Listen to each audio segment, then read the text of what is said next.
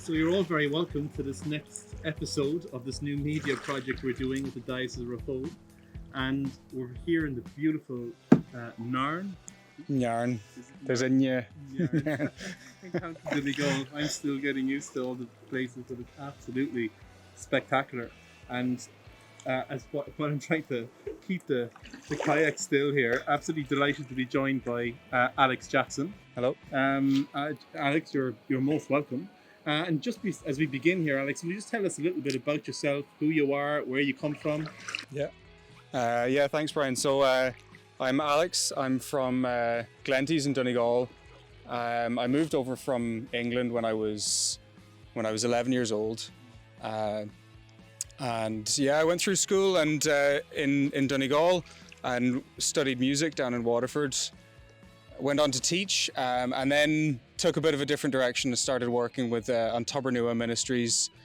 We go out to schools and we do faith and wellbeing retreats in schools. So I've been doing that now since 2020.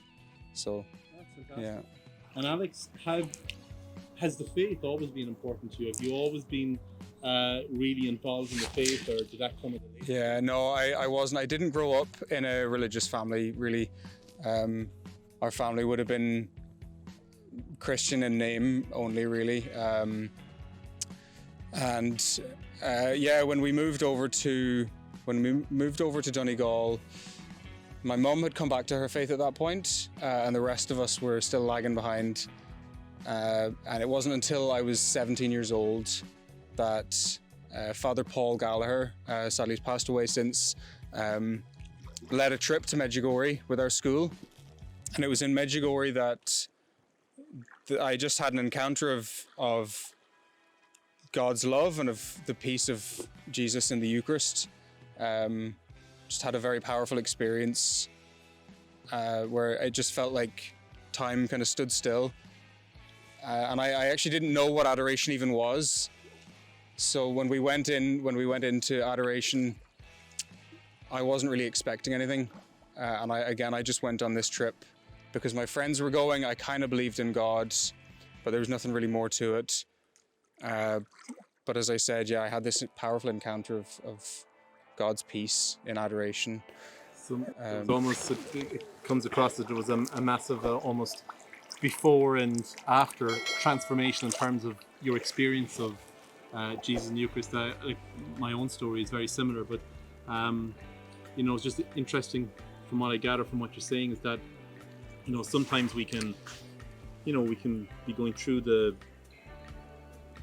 doing the routine thing, going to Mass, receiving the Eucharist and all that, and not maybe realizing, and I know I was like this for many years, not kind of really realizing or focusing on who it is we're receiving and that we're actually called into a relationship. And it's like that, and you hear it by so many people. For you, it was in Medjugorje, came out there and it was like the eyes of your soul, the eyes of your heart were completely opened, and Jesus became so real. Mm-hmm. Yeah, and because I didn't actually even grow up in the Catholic faith, so it wasn't until I came back from Medjugorje that I was confirmed, and so I had no knowledge of Jesus in the Eucharist or anything really to do with the faith, apart from what Mum had kind of taught me and my sister, and thankfully Mum was always very well. She was, she read a lot, of stuff to do with the faith, and so she had a really deep understanding of the faith and great wisdom. So thankfully I learned a lot from her. But that kind of was the beginning anyway of my journey, and things were going well for a few years, and I really did take my faith seriously. But it wasn't until then I went to college that sadly I abandoned my faith again. And I suppose before I'd gone to Medjugorje, I found school quite difficult. I experienced a bit of bullying and things like that, and I really didn't see much meaning or value or purpose in life, and wasn't a very happy person at all. And after having this kind of experience of God's love and joining the Catholic Church, and I kind of experienced a different life completely, and I I had this new joy in me and a new sense of peace and purpose.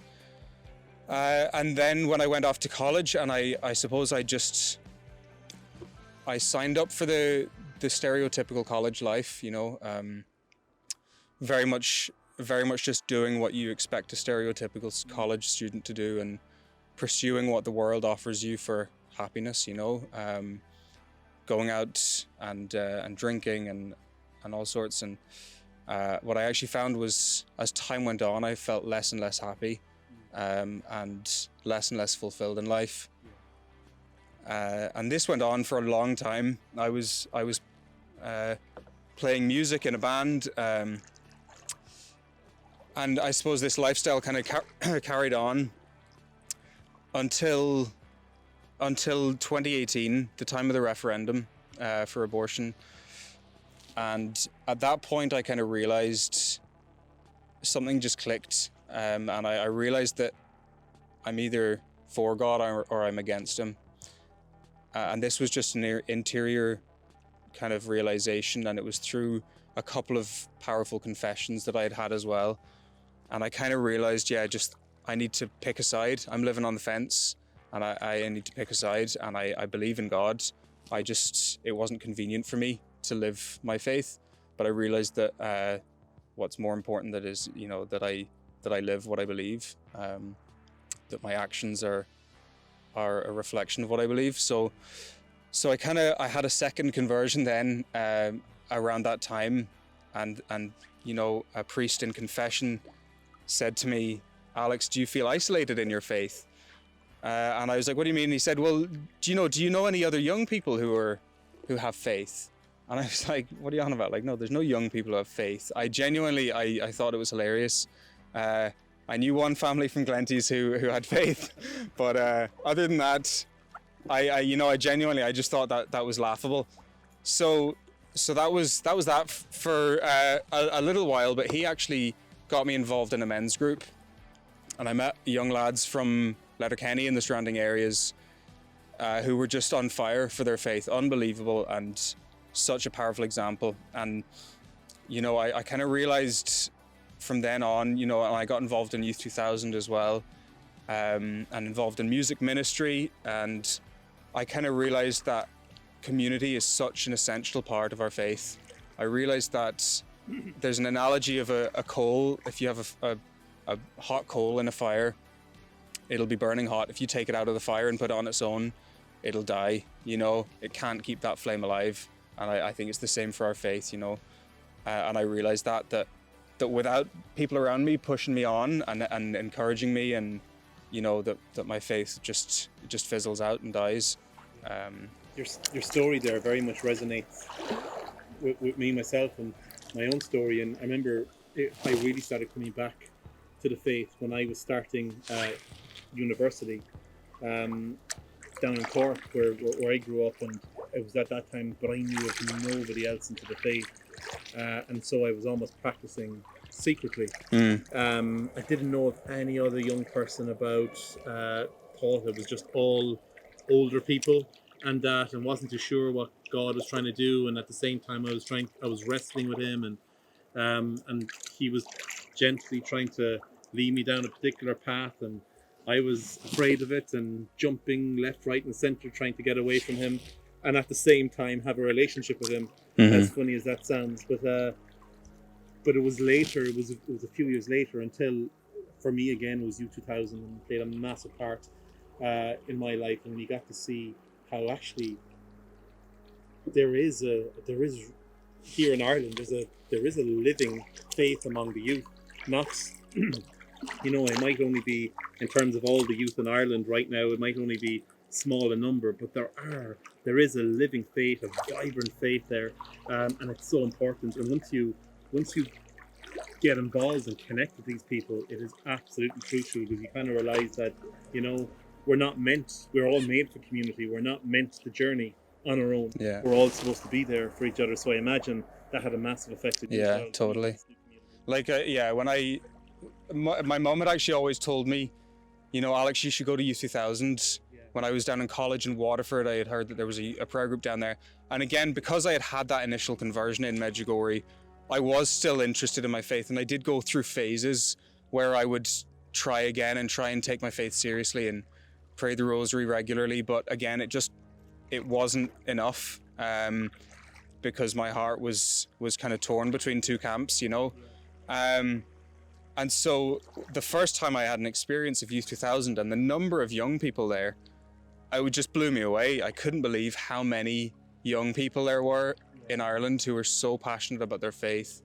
And yeah, that really, really blew me away. And it's been essential for me since to remain in some sort of, you know, community or have good friendships around me, you know, something like that, just to help me in my faith. It's been essential. It is, and like that, I had the exact same thing. It was when my first time of experiencing Youth 2000 at the summer festival at that time was in Clonmacnoise, and couldn't believe that this actually exists in Ireland. There are more people, not we're not alone, and even though my journey through life has been colourful and gone various routes, but it was through Youth 2000 then I met my wife. Now, and yeah, we're happily married, living here in Donegal now, and with 5 children. But it's amazing how, you know, sometimes, especially when we're in, you know, especially sometimes when we're coming towards maybe in the leaving cert years or in university, and we're kind of in our minds, we're planning out our lives, and we have the whole future planned out as to where we're going to live, the kind of person we're going to marry, or all the jobs we're going to do, and yes, like, you know, these are good things, but the importance of surrendering as well, and just letting God into those plans, letting God a part of it, because once you do, the journey and the direction He leads you is like something you can never have imagined, and it's always going to be far, far better than you can ever have imagined. But sometimes it's when we think of fear, or when we think of God and surrendering, we have this fear that, it's going to be a life of misery, and that. Did you experience? Yeah, totally. And do you know what, being honest, it's still something I struggle with, you know, is remembering God's goodness, you know, and we're reminded throughout Scripture that God is good and He's never not good. But there's this kind of instinct in us is self-preservation, and in the unknown, we don't want to go near it. But, you know, realizing that God is a good Father and He has good plans for our lives. And like you said, they're infinitely better than we can plan and we can, you know, imagine. And things that one day we might think, I wouldn't want to do that. You know, for me, say giving a talk or being an MC at Youth 2000, that was something that not in a million years would I have done. And then you're asked and you're kind of like, okay. And you kind of push yourself through it. And then it's amazing. And all these different experiences that you do, like you find that it brings you a joy, and it brings you a sense of peace and closeness, but also, I suppose, a sense of like that you're helping other people in their faith as well, you know, and I think that's essential as well. Not just looking at how I can be served, but also, you know, how can I help other people, and because really that's a core part of our faith, you know, is it's other focused.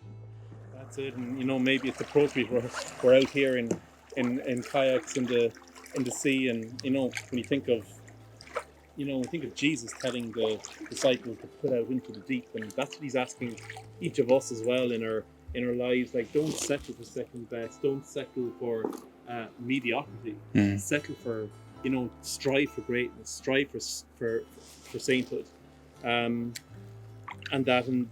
you know, it's sometimes we can, you know, and I know I'm so guilty of this, where we can cling to, you know, when worries come in, or we're not too sure what the future holds, and we can begin to cling to the securities of life. And yet God is saying, just let go, don't worry, strive on growing in virtue, strive in your own holiness, strive on to achieve the things of God, and all these other things will be taken care of. And I guess it's like when He's asking Peter to step out of the boat, and I know St. Peter was much better at handling a fishing boat than I am a kayak. It was you know, there is that it's important that letting go and Yeah. get out into the deep. Yeah, totally. Do you know, something I came across fairly recently was the Surrender Novena. And yeah, there was a reflection. It's on Hallow, and Jonathan Rumi, who plays Jesus in The Chosen, does the reflections on it.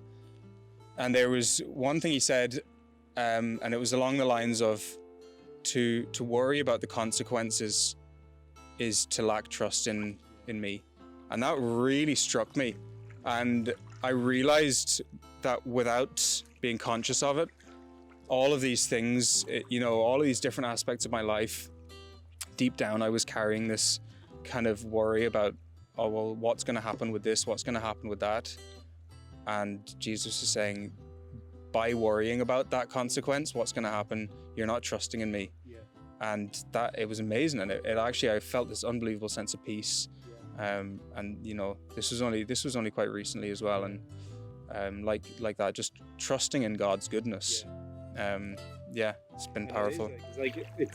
It's not a bad thing to strive for greatness in whatever you're doing in life, whether it's your career, your education, whatever it is.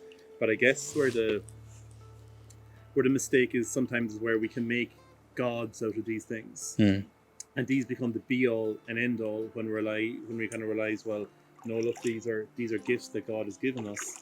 But they're not the be all and end all of everything. The be all and end all really is God. It's that relationship with God. And as you say, it's and not even having that. You made a very good point a while ago. It's not about that selfish approach either. It's about it being about me and my relationship with God, but also serving God through serving others and helping others as well. I know we made the point there a while ago. Sometimes we can think that if we have a little bit of an interest in faith, that there's something weird about us, and there's something daunting about it because nobody else is practicing, or nobody else we know is practicing.